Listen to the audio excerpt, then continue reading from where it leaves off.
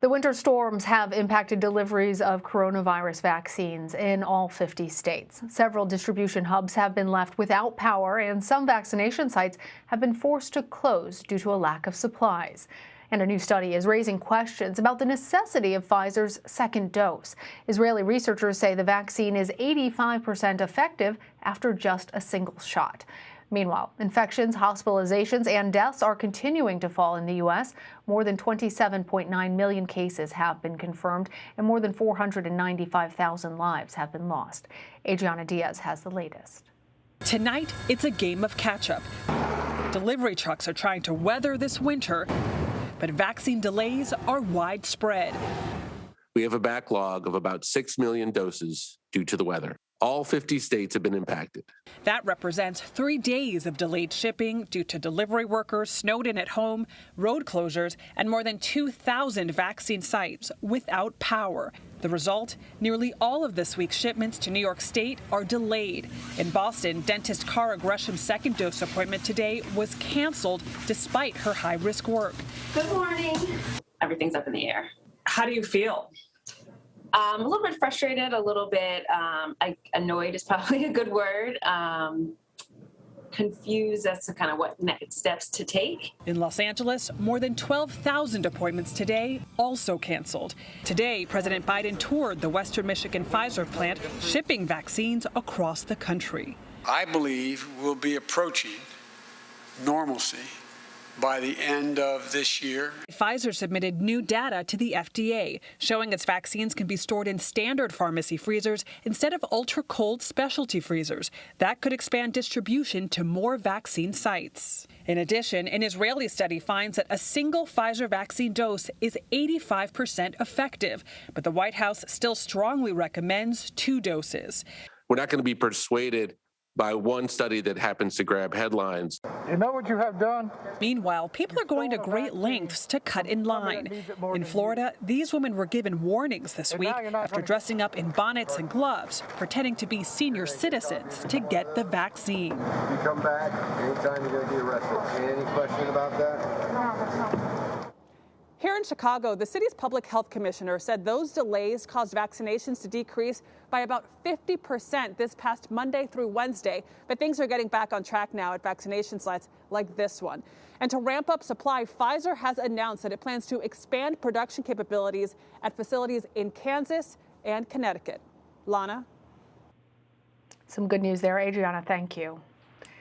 Infectious disease expert Dr. Amesh Adalja joins me now. He's a senior scholar at Johns Hopkins University's Bloomberg School of Public Health.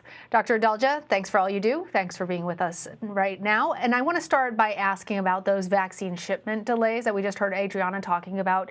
Several states, hospitals, they have kept some vaccines stockpiled for those second doses. Do you think, given these delays, that those stockpiles should be released now?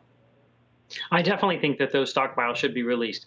We're going to get more vaccine production, so I don't think that states should be withholding doses and holding back because they think they may not get their second dose. I do think vaccination rollout is going to improve, and the priority needs to be getting first doses into people and then getting that second dose. We've got some flexibility built into it. We've actually got data now on a single dose regimen. So I do think that we want to get vaccines into arms, and holding things back is not the way to do this right now, especially with all the delays and the hang-ups with the rollout.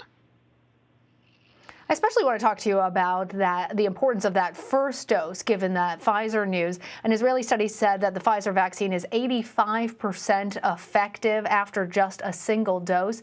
What exactly does this say about the need for a second dose, and should that then become optional for folks?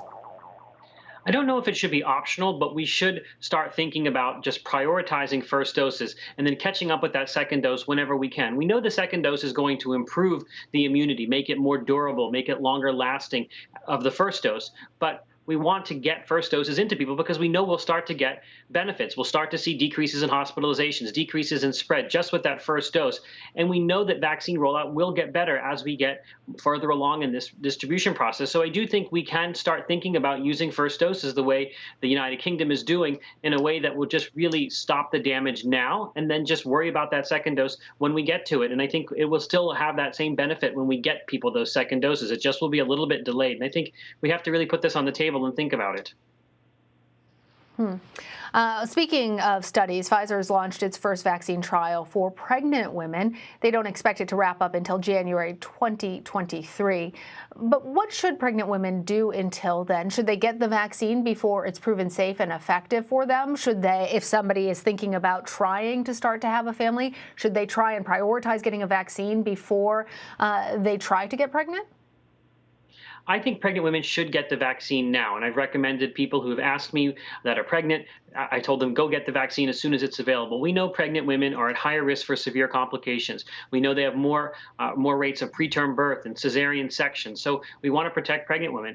Unfortunately, the initial trials didn't include pregnant women, but biologically speaking, there's no real mechanism for this to cause damage to a fetus or to a pregnant woman, this type of a vaccine.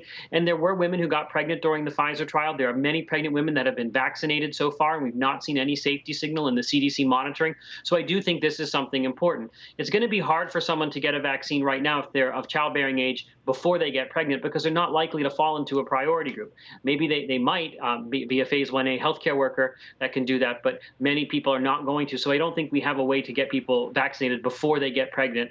And I think the data that's coming from this clinical trial will help pregnant women have more peace of mind when they do get vaccinated. And I suspect that this is going to be a very safe and effective vaccine in pregnant women, just as it is in everybody else. Makes sense. All right, Dr. Amesh Adalja, thank you. Thank you.